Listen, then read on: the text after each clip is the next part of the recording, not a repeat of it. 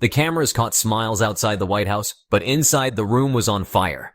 Trump slammed Erdogan with an ultimatum: stop buying Russian oil or forget about the F-35s. At the same time, Turkey was locking in a 20-year U.S. gas deal, paying Moscow in rubles, and stockpiling more gold than any NATO ally. Billions in weapons, pipelines, and alliances now hang on one question: is Turkey flipping the balance of power in the Middle East, or breaking America's grip on it? Erdogan listened without committing. Turkey's gas and oil lifeline from Russia is not a margin trade. It is survival fuel. In 2024, 42% of Turkey's natural gas imports came from Russia, up from 24% in 2019, according to Reuters in June 2025. The gas drives factories from Izmit to Gaziantep and keeps lights on in Istanbul. Contracts tied to the Turkstream pipeline extend through 2025, binding Ankara to at least 5.75 billion cubic meters annually. Breaking those contracts is not as simple as political theater. Trump pressed further. He had made similar demands of India and China and failed, yet here he saw leverage: Erdogan's bid to return Turkey to the F-35 fighter jet program. Congress had expelled Turkey in 2019 after the purchase of Russia's S-400 air defense system. Since then, Turkish pilots were barred from training, and aircraft worth billions were redirected. Erdogan arrived in Washington with an offer tariff concessions on U.S. goods and billions in orders for Boeing and Lockheed Martin. But Congress, not the president, held the veto. Behind closed doors, Trump hinted at timing. Reuters reported September 25th that he suggested sanctions on Turkey could be lifted very soon if talks went well. Erdogan sought clarity, but the American system is not built for personal deals alone. Israel and Greece are lobbying lawmakers to block F-35 transfers. Middle East Eye confirmed in September that Israeli officials argue Turkey's possession of stealth aircraft would alter the balance of power across the Mediterranean. Energy again pulled the conversation back. Tüpraş, Turkey's largest refiner, stopped purchasing Russian crude in February 2025 after U.S. sanctions, according to Reuters. But that accounted for 65% of Turkey's oil imports at 225,000 barrels per day.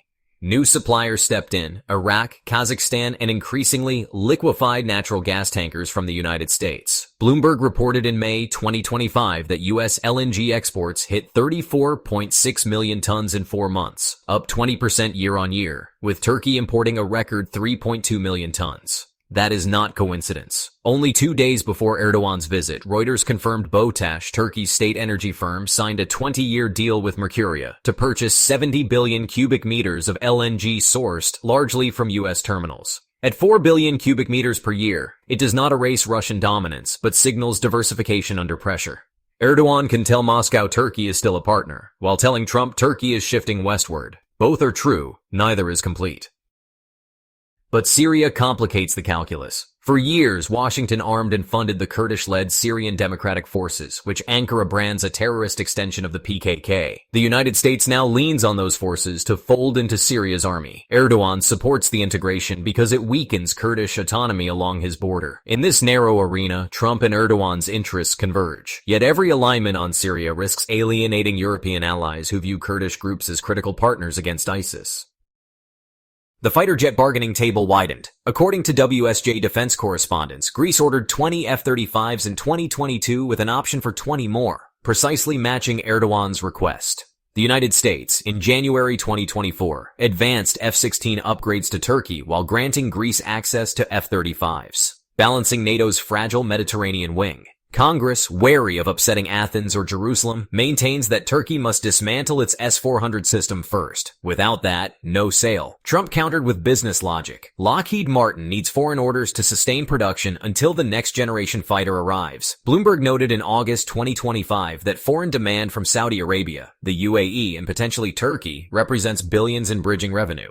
Erdogan offered to be part of that solution. The problem: Congress measures alliances and security guarantees, not cash injections.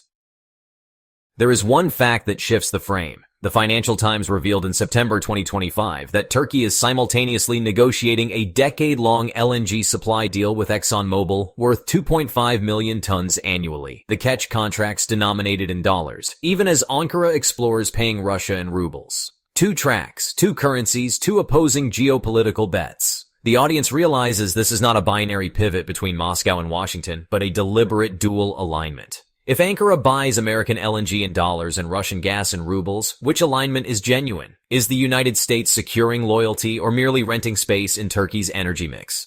Congress does not like ambiguity. The Congressional Research Service notes that United States law prohibits transfer of advanced systems to states fielding incompatible Russian platforms. That clause is why Turkey's S-400s matter more than Erdogan's promises. Trump can wear an F-35 pin on his lapel, but lawmakers decide if Ankara sees one in its hangars. Meanwhile, Russia digs deeper into Turkey's infrastructure. Rosatom is constructing the Akuyu nuclear plant on the Mediterranean coast, expected to supply 10% of Turkey's electricity. Reuters in June 2025 reported that over 13,000 Russian-affiliated firms have registered in Turkey since 2022, with $4 to $6 billion in capital flowing into logistics, real estate, and energy. These are not just pipelines of fuel, they are pipelines of influence. Trump's team counters with pressure on Europe. United States Energy Secretary Chris Wright said on September 25, 2025, that shrinking Russia's gas sales is the most immediate hammer Washington holds. The European Union, under U.S. lobbying, is drafting legislation to phase out all Russian oil and gas imports by January 1, 2028. If Brussels accelerates, Washington expects Ankara to follow. But Erdogan is not Brussels. He does not owe compliance. Erdogan has learned to survive by balancing powers. During NATO summits, he speaks of alliance unity. In Moscow, he secures energy discounts. In Beijing, he negotiates belt and road investments. Turkish inflation, running above 50% in early 2025 according to official data, leaves him little choice. Cheap energy from Russia shields domestic industry. Long-term LNG from the United States offers financial diversification. Both are levers against the other. Trump's domestic calculus differs. With United States inflation easing, he wants to showcase foreign wins. An LNG deal in Ankara means jobs in Texas terminals. An F-35 package means revenue for Lockheed and Fort Worth. His White House remarks about Erdogan being a tough man were not just compliments but signals. If Turkey delivers purchases, he can deliver waivers. But Congress is not bound by presidential gestures. Inside Washington, Greek and Israeli lobbyists frame Erdogan as unpredictable, sometimes hostile. They remind lawmakers of naval standoffs in the Aegean, confrontations in the eastern Mediterranean, and Ankara's outreach to Hamas leaders. Every fact cuts against approval. Yet defense contractors argue delay costs jobs and weakens supply chains. The struggle plays out not in Ankara or Moscow, but in Capitol Hill hearing rooms.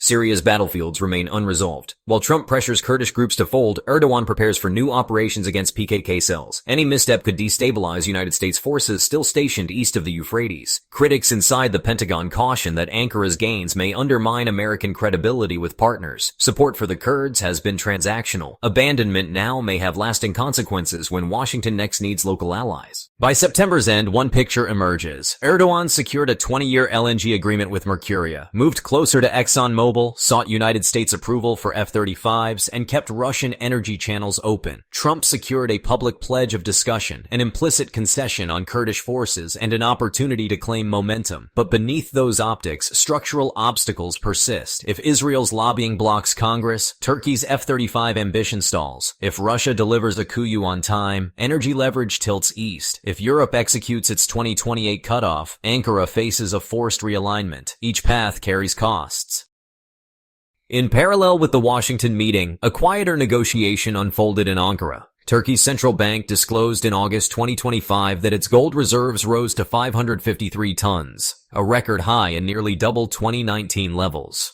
Bloomberg linked the surge directly to Russian trade, where payments increasingly bypass the dollar. Gold becomes not just a hedge against inflation, but a shield against U.S. sanctions, embedding Turkey deeper into Moscow's financial orbit, even as it signs LNG deals in dollars. Defense cooperation tells a similar double story. While Erdogan pressed Trump on the F-35, he simultaneously greenlit joint drone production with Russia's United Aircraft Corporation, reported by Reuters in July 2025. These drones, tested over northern Syria, compete directly with American systems and expand Moscow's reach in the Middle East. That dual track creates a question: can Turkey credibly demand U.S. stealth jets while embedding Russian avionics on its border? At the same time, Turkey's defense budget is surging. FT reported in September 2025 that Ankara raised its military spending by 37% year-on-year, hitting nearly $40 billion, placing it ahead of Italy and just behind Saudi Arabia. Much of that increase flows into naval modernization projects in the eastern Mediterranean, a region already contested by Greece and Israel. For Trump, these figures cut both ways. Every dollar Ankara spends on American hardware is leverage for him at home. Every ruble or gold-backed transaction with Moscow is a reminder that Washington may be dealing with a partner that never plays a single game. The White House cameras caught Erdogan smiling as he left. The smile may have been strategic, not celebratory. Turkey is not choosing between Moscow and Washington, it is testing both. And as Trump insists Ankara abandon Russian oil, one question lingers. What happens if the ally America needs most in the Middle East decides its real power comes from never choosing at all? We're glad you're enjoying this video. Please like and subscribe. Check out another video that is now on your screen.